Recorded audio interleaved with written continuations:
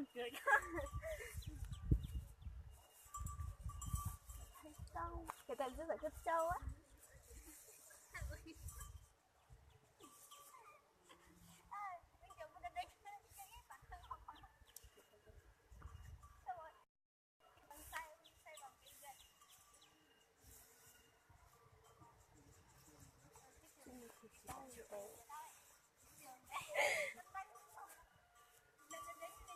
Chào Lý Xỉu nha. Chào Đăng Thầy.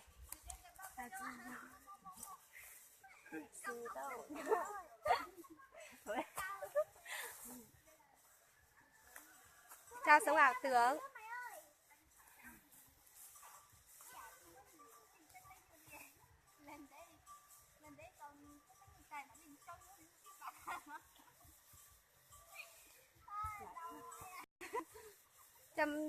Chào những người đang xem.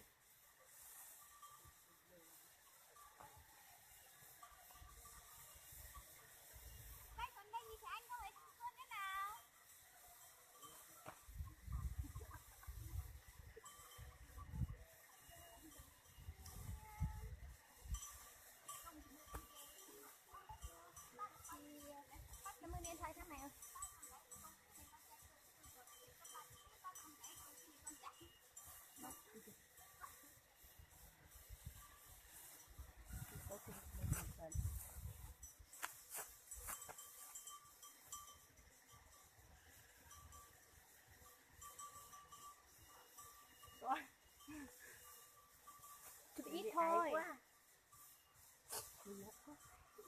Ôi dùng tụt tụi ê. Đi với con bò.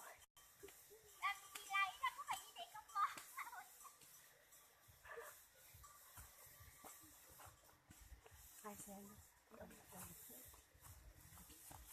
đi với cứt trâu ấy.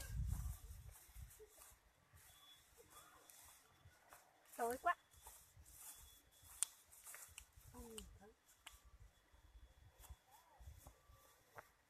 Chào những người đang xem.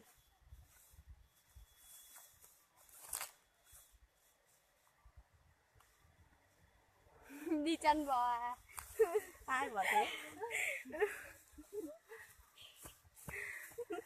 Thế đi chăn bò. Vâng, đi chăn bò ạ.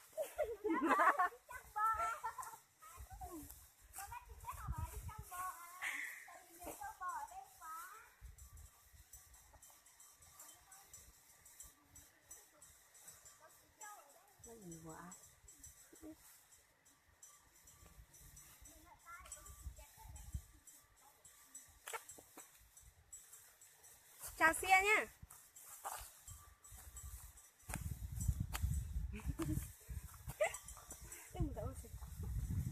Đi bên kia.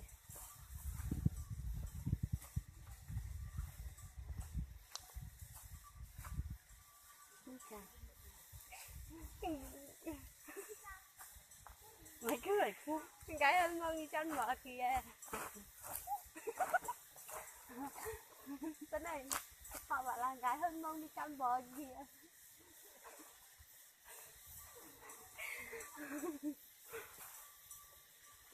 Chỗ vào tầm mưa nhưng mà bây giờ tạnh rồi.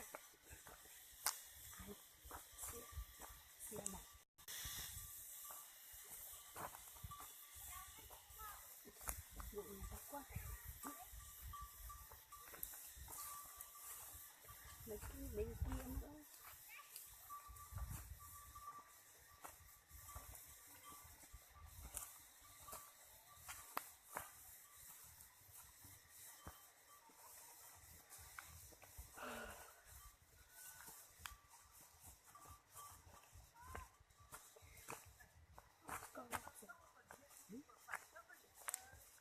Tí xì ngã rồi. Ngã đấy. Một cách là mình phải chuyển đấy.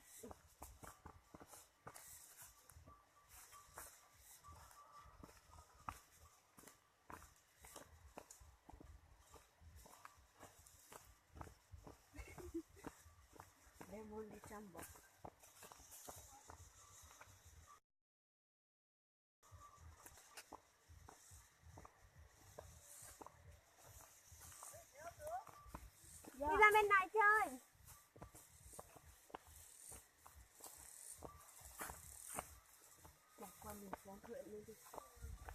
xuống làm gì?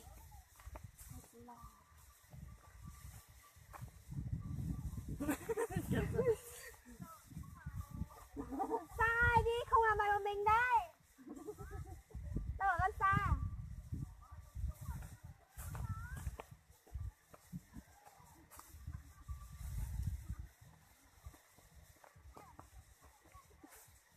Bây giờ chắc thuộc cái gì cái đó.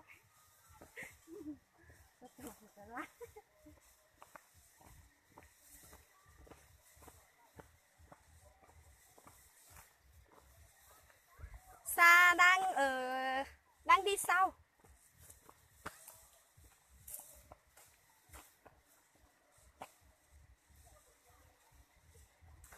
Đẹp quá.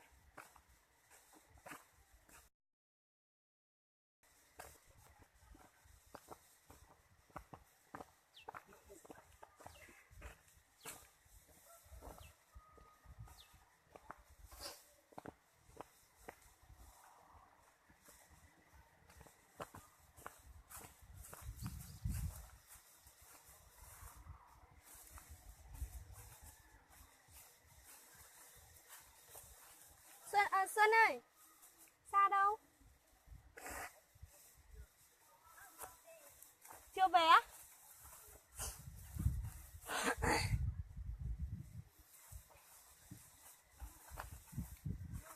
Wow, cặp đôi kìa.